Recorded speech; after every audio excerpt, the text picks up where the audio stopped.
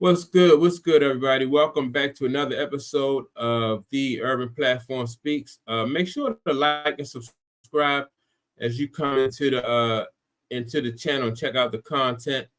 And with that being said, I want to talk about some comments. A comment that Corey Holcomb made. Corey Holcomb was recently on. He was recently on Cam Newton's podcast, right?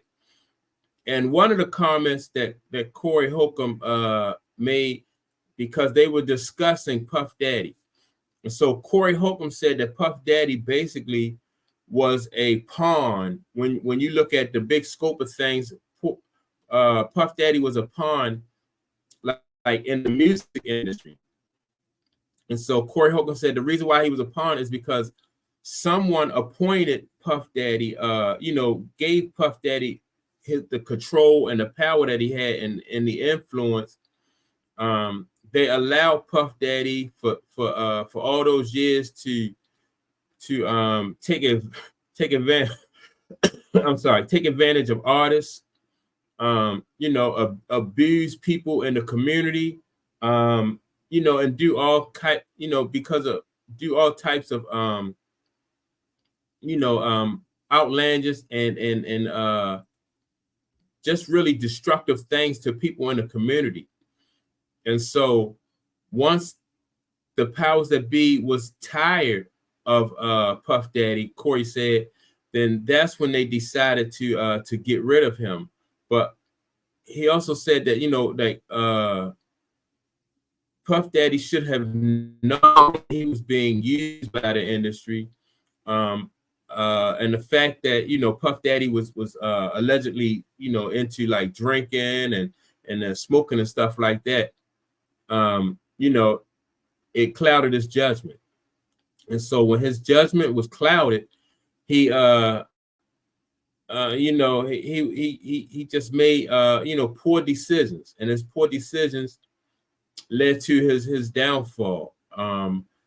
And Corey also seems to think that, like his downfall probably would have came anyway, but because of the way that what Puff Daddy lived, like he kind of really helped, people, the powers to be really bring him down, and so that's why Corey Holcomb seems to think that Puff Daddy was, he was just mainly just a pawn in his industry. The only power and authority that Puff Daddy had was the power and authority that somebody else appointed to him, and that's what he thinks. But my thing is, like, do you agree with Corey?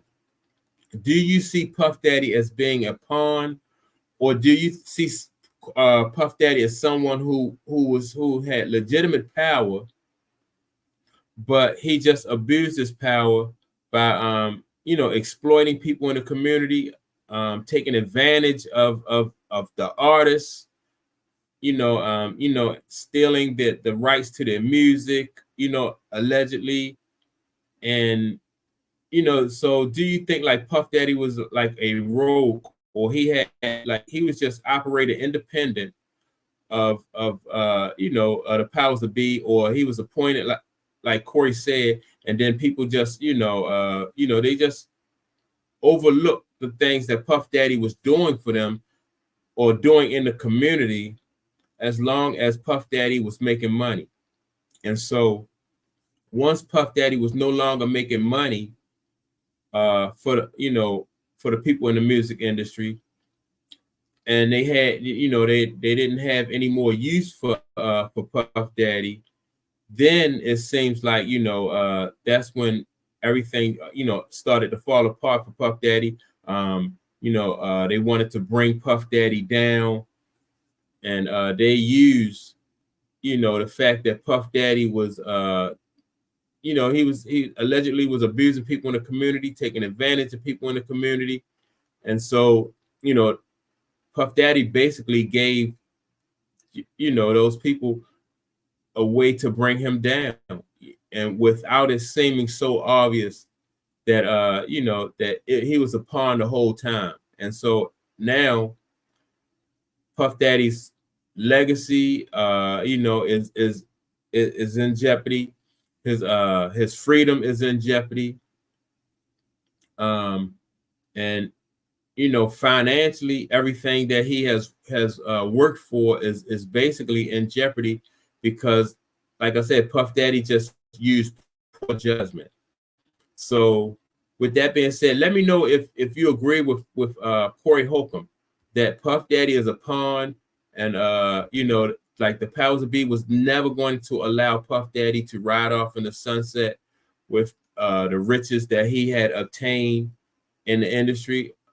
They were never going to allow Puff Daddy to transfer his generational wealth down to his sons and his daughters, and the generations that came behind him. That was never the plan for Puff Daddy, and Puff Daddy never understood that. He never realized that he was a pawn in this, basically in the music industry.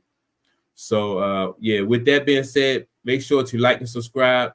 Don't forget to leave a comment, and I will check you all out in the next video. Peace.